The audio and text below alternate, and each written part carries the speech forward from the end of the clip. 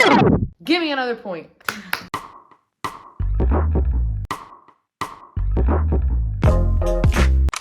بالمجتمع اللي احنا عايشين فيه بنتوقع انه الرجل عنده قصص يقدمها بالعلاقة والمرأة عندها كذا شغلة كمان تقدمها بالعلاقة، ولكن sometimes بنقلبها والعالم بتفكر انه هيدا الشيء عيب. ليه؟ بوعى هالتابو. العائلة اللي أنا ربيت فيها ربتني إنه الرجل هو لازم يقدم كل شيء على الطاولة، كل شيء، يهتم بالعرس، يهتم بالولاد، يدفع المدارس، ياخدهم على الجامعات، نقطع السطر ما في حوار. ولكن كل ما نتقدم بالحياة وكل ما الامرأة بتصير قادرة just as much as a man، كل ما يمكن هي بيكون بدها كمان تساعد. العرس 50-50، الهانيمون 50-50، الأجار كمان 50-50. ومجرد ما نحكي عن هالموضوع مع بعض الأهل بيروحوا ضدنا وبيقولوا لنا ان انتوا غلط وما لازم، لانه بيتعود لمدى الحياه يتكل عليك. لازم نتقبل انه مش كل العالم مثل بعضها، وبهالزمن وهالجيل عم نتغير، وبركي العالم بدها 50-50 يا حبيبتي. maybe they don't want everything to be 100% على ميلة وحدة بدل الميلتين. يمكن بالماضي هدول القصص كانت تصير لأنه العالم يمكن كانت تتهور بالجواز، تتجوز قبل ما عن جد تتعرف على هذا الإنسان اللي رح تشارك حياتها معه. ولكن هلأ الأيام تغيرت، هلأ الامرأة قادرة لحالها on her own feet من دون ما تتكل على جوزها. صاروا شركاء، ما حدا عم يتبنى التاني، ما حدا عم يهتم بالتاني، لأنه خلص فلت من بيت بيها لازم جوزها يهتم فيها. كمجتمع انتو هلا المشاهدين شو رايكم اذا صارت 50-50 العلاقه؟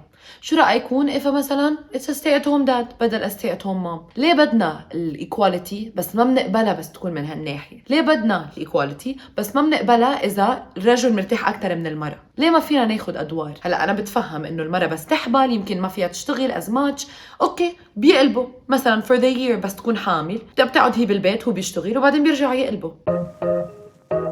إذا في هيدا الشيء عم برن بعقلكم بطريقة أنتم ما عم تتقبلوها، أكيد هيدا الشيء من الزمن وبسبب تربيتكم وبالحروب الرجال هن يلي كانوا يروحوا ويحاربوا. بنتفهم كانوا القصص، بس الأيام عم تتغير. Let people do what they want to do. خلصنا وزهقنا. وبالحوار انه انت ما بتتفق مع الاخر، ما بتتفق مثلا انه رفيقك هو بيقعد بالبيت ومرته بتشتغل، شو إلك معه؟ خي شو إلك مع العالم؟ let them do whatever they want. بدك تزيد نيجاتيفيتي بهالعالم، تزيد تناقض وقله احترام وكره، مش ضروري. واذا بدنا نحكي عن موضوع الحنيه، الامراه بنضل متوقع منها انه هي تكون الحنونه وهي تتخلى وهي تضحي all the above. طب بركي الرجل هو بده يضحي، بركي الرجل هو بده يمارس حنيته اكثر من الامراه، لازم نحرمه من هيدا الشيء؟ وبعدين بتجوا بتقولوا لي انه الرجل ما بيحكي عن his feelings وانه men are oppressed وما بيحكوا عن their mental health. طب ما نحن عم نشجع هيدا الشيء، من الاخر عم نشجع الكل يعمل يلي بده اياه ويلي بريحه، whether it be stay at home stay out of home، خيي under the home up the home، شو ما بده، خلي مين ما بده يعمل يلي بده اياه. عن جد زهقنا وتعبنا. انا بس فكر بمثلا بيي وجدي ما بيعرفوا شو يعني يحكوا عن مشاعرهم، بتلتوا كل ما حدا بده يحكي عن مشاعره. اذا حدا زعلان ما بده يخبي، لا بس الامراه هي بتعرف انه زعلان she makes him an extra sandwich مثلا، بيكون قاعد على جنب ما بده يحكي مع حدا because he's not in the mood، هي بتروق وبتقول له don't worry حبيبي don't worry، بتكون هي كمان عم بتروق الاولاد حواليهم. طب بركي الرجل عنده this strong sense of حنيه بده يجيبها على البيت، بده يقدمها لعائلته، بدنا نحرمه ليه؟ لانه المجتمع قال انه لا مش هيك، لازم هيك. بس الرجل مثلا يكون معصب وعملت له ساندويش انا، طب انا بس عصب مين بده يعمل لي ساندويش؟ انا كامراه مين بده يعمل لي ساندويش؟ عم بعمل 3-4 مناقيش زعتر كل يوم لكل اولادي، طب انا بركي بدي برقوشة زعتر انه انا كمان في لبش ينهار بعدين نحن نقلبها. ما قلش جلادي غسل الصحون، خيي انت روح غسلهم، ما قلش جلادي اعمل لوندري انت روح غسلهم، انا بروح احكي مثلا مع امك بقول لها نحن we'll prepare the party for the night.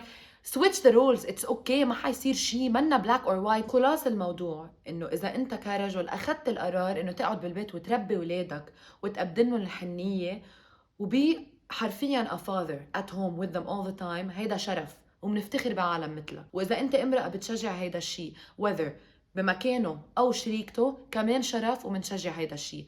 منه غلط ابدا حتى انت تحب تمارس this part of who you are. الشخصيات منهم كلهم لون واحد، بنعرف انه في كل الالوان كل الانواع، some of our colors are brighter than the others، وهيدا بيكون اجمل شيء ممكن تعمله. وبوعى التابوية اللي بيقلك ما فيك تعمل هيك.